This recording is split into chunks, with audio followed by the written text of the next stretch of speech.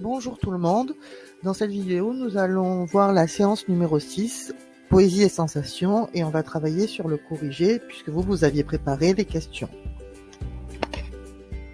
Les 5 premières questions sont en rapport avec le poème numéro 1, Il pleure dans mon cœur, qui est écrit par Paul Verlaine et qui est donc sur la gauche de la page.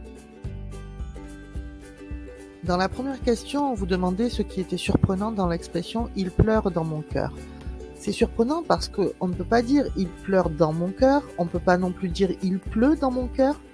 C'est étrange, mais l'auteur veut ici faire ressortir toute sa tristesse.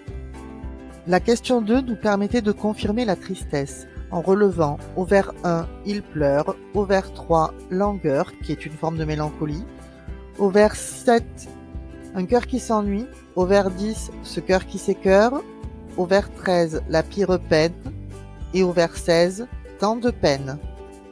Dans la question 3, on vous demandait que devient la pluie dans la strophe numéro 2, c'est-à-dire des vers 5 à 8. En fait, la pluie devient petit à petit un bruit assez doux, puis finalement, une musique peut-être agréable pour l'auteur. Dans la question 4a, on vous demandait quels étaient les deux sons qui apparaissaient le plus souvent. Ce sont les sons P, qui rappellent le plac, plac, plac de la pluie, et le son heure, qui rappelle évidemment le mot cœur, les deux thèmes principaux du poème, les sentiments du poète et le temps.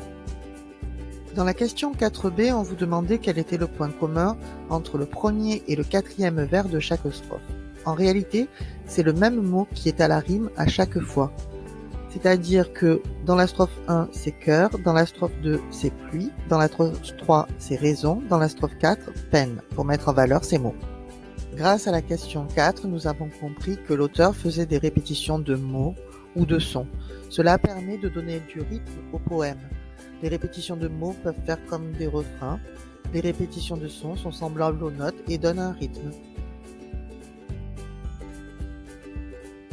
Voici le premier PAPL à noter sur vos feuilles. Qu'est-ce qu'une strophe?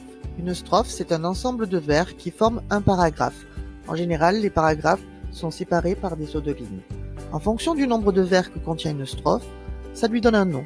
Par exemple, une strophe qui contient 3 vers s'appelle un tercet, une de 4 vers un quatrain. Les questions 6 à 8 portaient sur le poème numéro 2, Il pleut, qui avait une forme assez particulière. Dans la question 6, on vous demandait justement qu'avait voulu faire ce poète en écrivant un poème aussi étrange. Tout simplement, il a voulu former avec les mots une image qui représente le contenu du poème, ici, la pluie.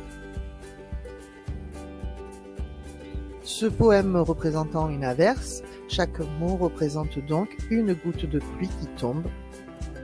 Dans la question numéro 8, on vous demandait ce qu'il tombe lorsqu'il pleut dans le poème d'Apollinaire. Chez Apollinaire, il ne tombe pas des gouttes d'eau. Il pleut des voix de femmes, des merveilleuses rencontres, des liens. Donc, est-ce que le lien c'est la pluie, c'est-à-dire que ces rencontres ont été faites lorsqu'il pleuvait? La dernière question portait sur le poème numéro 3, le petit poème en bas à gauche. Dans cette question, on vous demandait de vous focaliser sur les sens, c'est-à-dire les sensations auditives, l'ouïe, ce que l'on entend. On entend le bruit de la rosée et l'eau qui goutte.